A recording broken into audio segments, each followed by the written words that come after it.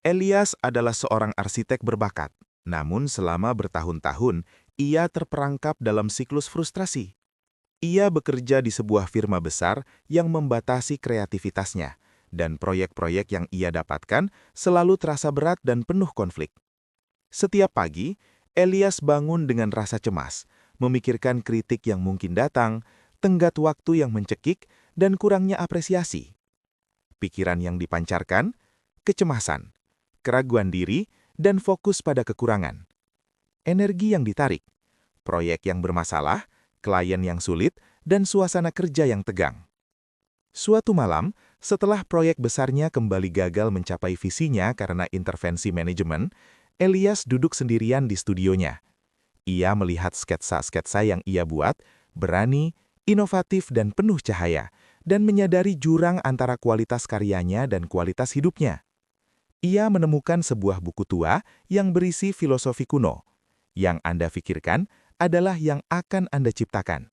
Alam semesta merespons frekuensi Anda. Elias memutuskan untuk melakukan eksperimen total.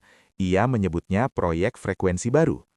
Setiap pagi, alih-alih memikirkan masalah, Elias memaksa dirinya untuk memvisualisasikan hari yang mengalir, penuh ide dan sukses.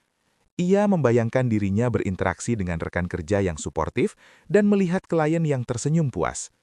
Ia berhenti mengeluh tentang proyek lama dan mulai berfokus pada apa yang ia inginkan, mendesain ruang yang membawa kedamaian dan keindahan. Elias mulai menjaga energi fisiknya. Ia berolahraga, bermeditasi, dan yang terpenting, ia mulai memperlakukan setiap interaksi dengan antusiasme dan rasa syukur.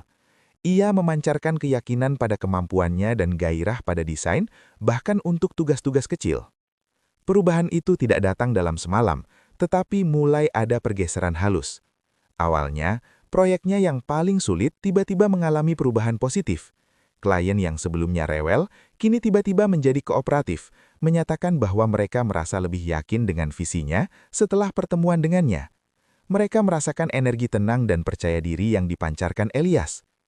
Puncak dari transformasi ini terjadi ketika Elias yang kini merasa dirinya terlalu besar untuk lingkungan yang membatasinya, dengan damai mengundurkan diri dan mendirikan firma arsitekturnya sendiri, Aura Design. Dalam waktu 6 bulan, Aura Design tidak perlu berjuang mencari klien. Klien datang kepadanya, bukan karena iklan besar, tetapi karena reputasi energi. Seorang pengusaha ingin Elias mendesain kantor pusat mereka, menjelaskan, "Kami ingin ruang yang memiliki energi inspiratif dan inovatif seperti yang Anda bawa, Elias." Seorang pasangan meminta rumah impian mereka, berkata, "Kami tahu Anda akan membuatnya nyaman. Anda memancarkan kedamaian yang kami inginkan di rumah kami." Elias tidak lagi menarik proyek-proyek berat. Ia menarik proyek yang bermakna, proyek yang memungkinkan ia mewujudkan sketsa-sketsa briliannya menjadi kenyataan. Ia menyadari kebenaran yang sederhana, pikiran menjadi kenyataan. Dengan memegang teguh gambaran kesuksesan, kreativitas dan kolaborasi yang harmonis di dalam pikirannya, ia memancarkan frekuensi tersebut. Energi yang dipancarkan sekarang, keyakinan, gairah, rasa syukur, dan fokus pada solusi dan keindahan. Energi yang ditarik sekarang, peluang besar, klien yang kooperatif, tim yang suportif, dan proyek-proyek yang mewujudkan visi terdalamnya. Kini Elias berdiri di sebuah bangunan yang baru selesai ia rancang, sebuah galeri seni yang megah dan penuh cahaya. Ia tersenyum, bukan karena uang, tetapi karena ia benar-benar hidup dalam arsitektur yang ia ciptakan, sebuah refleksi perfect dari pikiran positif dan energi konstruktif yang kini ia pancarkan kepada dunia. Aura Design berkembang pesat. Elias kini bukan hanya seorang arsitek, tetapi seorang mentor dan pemimpin yang sangat dihormati.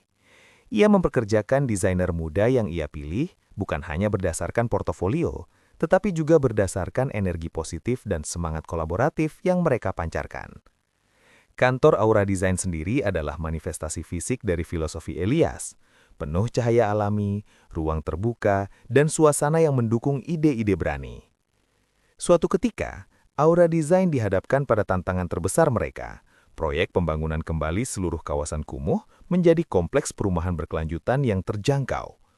Proyek ini sangat kompleks, melibatkan birokrasi yang rumit, kendala anggaran yang ketat, dan komunitas yang skeptis.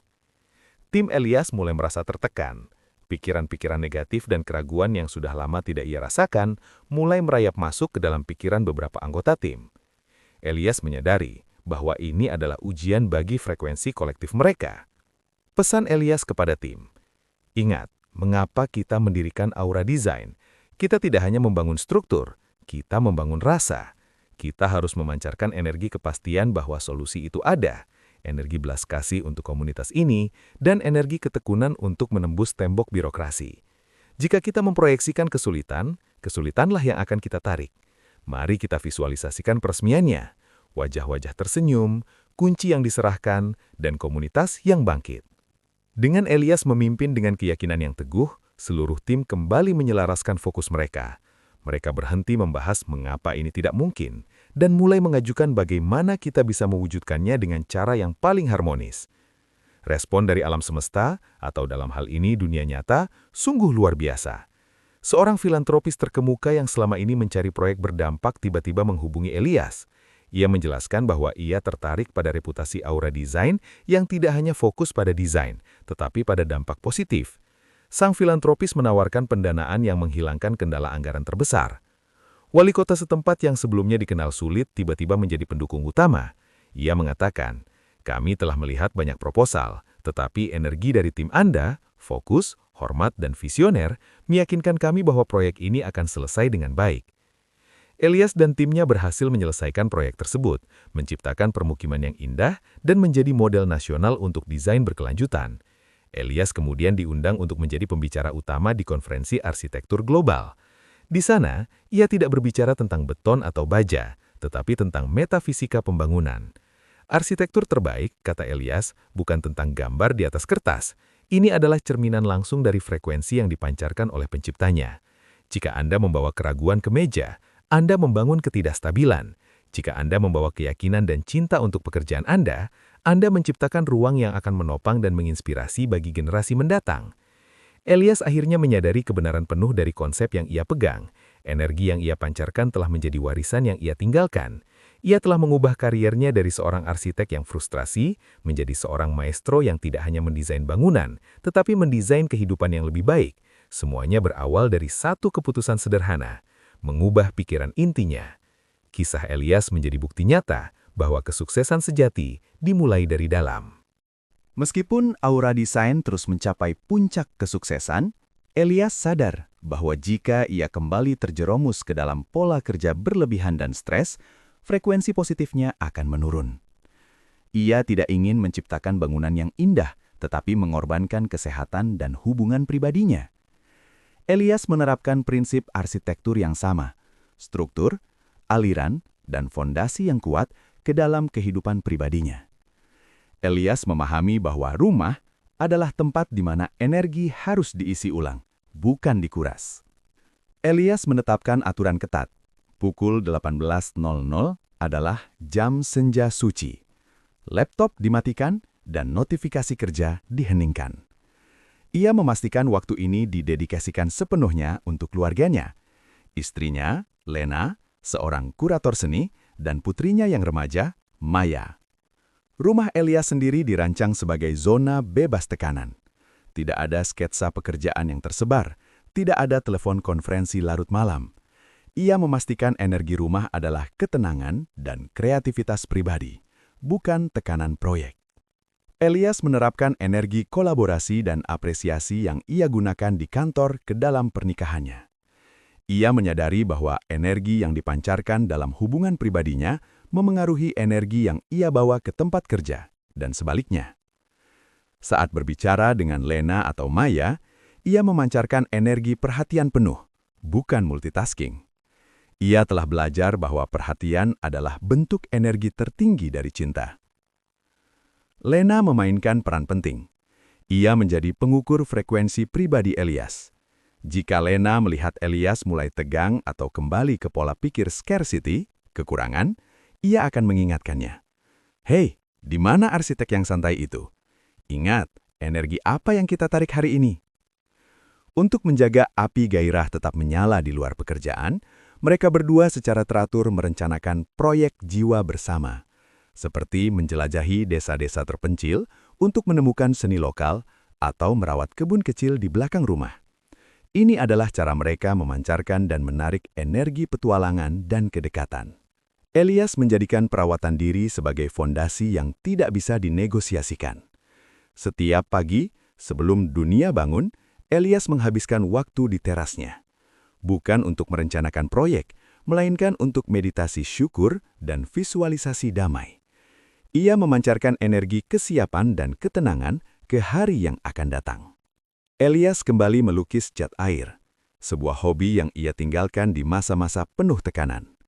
Melukis tanpa tujuan komersial menjadi katarsis yang membebaskan energi kreatif yang terblokir. Dengan secara sadar merancang kehidupan pribadinya dengan batas yang sehat, cinta yang fokus, dan perawatan diri yang konsisten, Elias memastikan bahwa sumber energinya, pikiran positifnya, tidak pernah kering. Ia benar-benar hidup dalam desain yang harmonis, membuktikan bahwa kesuksesan sejati adalah ketika energi yang Anda pancarkan di dunia selaras sempurna dengan energi yang Anda nikmati di rumah. Maya, putri Elias, kini berada di masa remajanya, menghadapi tekanan akademik dan sosial yang intens. Suatu sore, ia pulang dengan wajah muram setelah gagal dalam sebuah audisi teater yang sangat ia harapkan. Maya duduk di dapur, melampiaskan rasa frustasinya kepada ayahnya. "Aku sudah bekerja sangat keras, Ayah. Aku sudah memvisualisasikannya. Tapi tetap saja, aku tidak terpilih. Konsep pikiran menjadi kenyataan ini hanya mitos, kan?" Elias tersenyum lembut.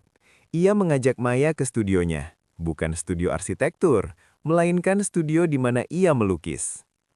Elias mengeluarkan 2 buah batu yang bentuknya identik. Salah satunya adalah batu alam biasa, kusam dan tertutup debu. Yang lainnya adalah kristal kuarsa bening yang berkilauan. "Maya, ini adalah analogi sederhana. Keduanya adalah batu. Keduanya memiliki potensi, seperti dirimu. Batu yang kusam ini mewakili pikiran yang hanya berfokus pada tugas atau hasil, audisi yang sukses." Elias mengambil batu kusam itu. "Jika kamu memancarkan energi kerja keras, tetapi di dalamnya ada keraguan, ketakutan akan kegagalan, atau cemas tentang penilaian juri, batu kusam ini hanya memantulkan frekuensi itu kembali. Itu memancarkan energi yang terblokir. Kamu menarik kegagalan atau frustasi, meskipun kamu bekerja keras." Kemudian, Elias mengambil kristal kuarsa bening dan berkilauan. "Kristal ini," katanya sambil memegang erat, "mewakili pikiran yang telah dibersihkan dan diselaraskan. Aku tidak hanya ingin kamu memvisualisasikan hasil, terpilihnya, tetapi aku ingin kamu memvisualisasikan perasaan saat tampil. Aku ingin kamu memancarkan energi sukacita murni karena bisa tampil, energi keberanian untuk berbagi seni, dan energi percaya diri yang teguh pada suaramu, terlepas dari hasil akhirnya." Inti pelajaran Elias. Kesuksesan sejati bukan tentang memaksa alam semesta memberimu A, B, atau C. Ini tentang menjadi resonator yang sempurna untuk apa yang kamu inginkan. Jika kamu ingin menarik kegembiraan, kamu harus menjadi kegembiraan itu. Jika kamu ingin menarik kebebasan, kamu harus merasa bebas saat melakukannya.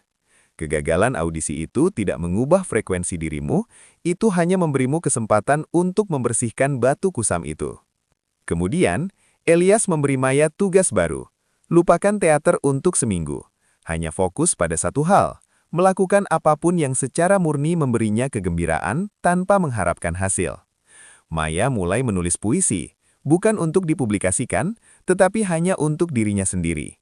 Ia hanya memancarkan energi ekspresi bebas. Seminggu kemudian, mantan pelatih teaternya menelepon. Audisi kedua diadakan untuk peran yang sama sekali baru yang diciptakan setelah audisi pertama. Peran yang persis membutuhkan energi ekspresi bebas dan otentisitas yang kini dipancarkan Maya. Maya tidak bekerja keras untuk peran itu. Ia hanya menjadi dirinya sendiri. Ia memancarkan cahaya kristal bening itu, dan peran itu tertarik kepadanya seperti magnet. Elias memeluknya. "Lihat nak, bukan aku yang menarik klien besar, dan bukan kamu yang menarik peran itu. Kita hanya membersihkan saluran kita, menjadi frekuensi yang kita inginkan untuk ditarik. Ingatlah, kamu bukan hanya konduktor orkestra, kamu adalah energi orkestra itu sendiri." Warisan terbesar Elias kepada putrinya bukanlah aset finansial atau jaringan profesional, melainkan pengetahuan mendalam bahwa energi yang dipancarkan adalah cetak biru untuk kenyataan yang akan diciptakan.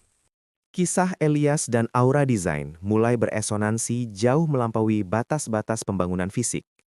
Proyek-proyek Elias tidak hanya memenangkan penghargaan bergengsi, mereka mulai disebut dalam jurnal akademis dan seminar sebagai contoh arsitektur resonansi, desain yang menciptakan dampak positif dan rasa damai karena dibangun di atas fondasi energi yang tepat. Universitas-universitas terkemuka mulai mengundang Elias bukan untuk sesi tentang CAD drawing atau teknik konstruksi, tetapi untuk berbicara tentang metodologi manifestasi dalam desain. Di University College London, di mana ia pernah menjadi mahasiswa biasa yang penuh kecemasan, ia kini menjadi keynote speaker. Elias tidak lagi mengajarkan perencanaan tata ruang, melainkan mengajarkan cara merencanakan pikiran. Ajaran Elias kepada mahasiswa. Kesalahan terbesar yang saya lakukan di awal karier adalah percaya bahwa saya harus berjuang untuk mendapatkan proyek yang baik. Sekarang saya tahu bahwa saya hanya perlu menjadi kualitas yang saya inginkan dalam proyek saya. Jika Anda ingin merancang bangunan yang berani dan inovatif, Anda harus melepaskan ketakutan akan kritik dan memancarkan keberanian dalam setiap garis yang Anda gambar. Jadilah energi dari karya yang Anda ingin ciptakan. Kurikulum di beberapa sekolah arsitektur bahkan mulai memasukkan modul tentang mindfulness dan visualisasi kreatif, mengakui bahwa alat yang paling kuat dalam desain bukanlah komputer, melainkan pikiran yang jernih. Di media sosial dan platform profesional, gerakan arsitek energi mulai terbentuk. Para desainer muda yang lelah dengan siklus stres dan proyek yang tidak memuaskan mulai menerapkan prinsip Elias. Mereka berjanji untuk berhenti mengeluh tentang klien atau anggaran yang buruk dan mulai memfokuskan energi mereka pada solusi yang anggun dan kemungkinan terbaik dalam setiap batasan. Mereka mulai mencatat bukan hanya spesifikasi proyek, tetapi juga frekuensi emosional yang mereka bawa ke dalam desain. Seorang arsitek muda dari India membagikan kisah suksesnya. Setelah menerapkan metode Elias, ia berhenti menerima proyek renovasi kecil yang melelahkan. Ia mulai memvisualisasikan proyek berskala besar yang ramah lingkungan. Dalam 3 bulan, ia memenangkan kontrak untuk merancang pusat inovasi energi terbarukan. Proyek yang ia yakini tertarik kepadanya karena ia telah membersihkan energinya dan memancarkan niat berkelanjutan yang kuat. Elias sekarang dalam dekade ke-6-nya duduk di kantor Aura Design menyaksikan generasi baru yang berkembang dengan filosofi yang ia temukan dari titik terendah kariernya. Ia telah melihat prinsip pikiran menjadi kenyataan, energi yang Anda pancarkan adalah energi yang Anda tarik, bertebur berulang kali, tidak hanya dalam kesuksesan pribadinya, tetapi dalam kebangkitan profesional orang lain. Warisan Elias bukanlah tumpukan bangunan fisik, melainkan pergeseran paradigma di seluruh industri. Ia telah membuktikan bahwa arsitektur dan setiap bidang kehidupan adalah bentuk energi yang terwujud. Desainer terbaik di masa depan tidak akan hanya pandai dalam geometri, mereka akan mahir dalam frekuensi. Elias sering menyampaikan intisari filosofinya ini dalam lokakarya dan pidato. Merangkumnya menjadi 3 pilar sederhana yang mudah diterapkan, apapun profesi Anda. Pikiran adalah cetak biru, atau blueprint mindset. Prinsip ini adalah fondasi dari segala sesuatu yang ia bangun. Elias menekankan bahwa sebelum Anda meletakkan batu bata pertama atau menulis kata pertama, desain mental harus selesai. Jangan memvisualisasikan kegagalan yang ingin Anda hindari, tetapi visualisasikan hasil akhir yang ideal dan perasaan sukses yang menyertainya. Elias selalu menghabiskan 15 menit setiap pagi untuk visualisasi jernih, membayangkan interaksi yang harmonis, aliran ide yang lancar, dan kepuasan klien. Pikiran yang keruh menghasilkan realitas yang rumit. Pikiran yang jernih dan terfokus menghasilkan realitas yang teratur dan diinginkan. Jadilah resonator, bukan pemohon. Atau be the resonator, not the requester. Elias mengajarkan bahwa Anda tidak meminta alam semesta untuk memberikan sesuatu. Anda harus menjadi frekuensi dari hal yang Anda inginkan. Jika Anda ingin menarik klien yang menghargai kualitas, Anda harus memancarkan rasa harga diri dan keyakinan pada kualitas Anda. Jika Anda ingin menarik kemakmuran, Anda harus merasa berkelimpahan atau bersyukur atas apa yang sudah ada, alih-alih merasa kekurangan. Saat berinteraksi, Elias selalu memastikan energinya adalah antusiasme dan keyakinan, bukan kecemasan atau kebutuhan. Kesuksesan tertarik pada kesiapan frekuensi. Energi yang Anda bawa ke dalam ruangan akan menentukan energi seperti apa yang akan Anda terima kembali. Disiplin pembersihan energi atau energy cleansing discipline. Prinsip ini adalah cara Elias mempertahankan dua prinsip di atas. Ia sadar bahwa energi negatif akan selalu datang, tetapi disiplin adalah kunci untuk membersihkannya sebelum energi itu mengakar. Jangan menunda untuk membersihkan pikiran dari keraguan, kritik diri, atau emosi negatif dari hari sebelumnya. Ini adalah perawatan harian yang sama pentingnya dengan tidur atau makan.